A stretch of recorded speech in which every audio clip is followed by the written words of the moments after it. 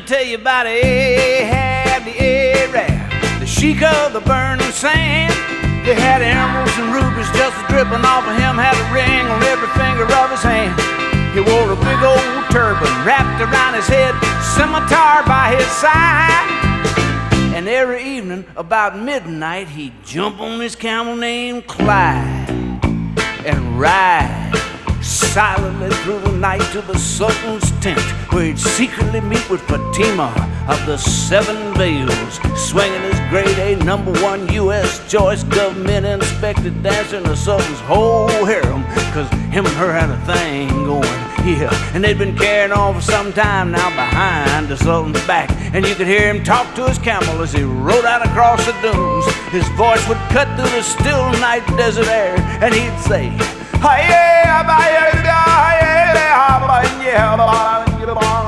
which is Aramaic for whoa, baby. And Clyde say, well, he brought that camel to a screeching halt in the rear of Fatima's tent. Jumped off Clyde, snuck around the corner, into the tent he went. There he saw Fatima laying on a zebra skin rug, with rings on her fingers and bells on her toes and a bone in her nose, ho ho. There she was, friends, lying there in all her radiant beauty, eating on a raisin, grape, apricot, pomegranate, bowl of chitlins, 2 bananas, 3 candy bars, sipping on an ice cold Coca-Cola, listening to her transistor and singing, does your chewing gum lose its flavor? Ahab walked up to her, looked down into her eyes, and tenderly he said,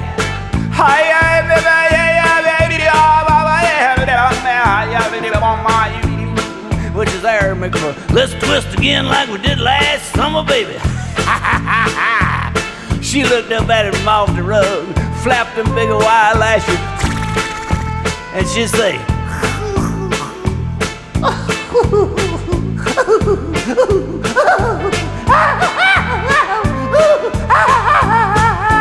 round and around and around and around and around and around and around. All of a sudden the Sultan walked in. Ahab knew that this was the end. Him and Fatima were caught by surprise, and the Sultan had fire flashing out of his eyes. Well, the Sultan charged at Ahab, intending to make a dent in his head. But he fled with Fatima, and out of the tent they went. They jumped on Clyde, started to ride, cutting out across the sand, with the Sultan's whole army in hot pursuit.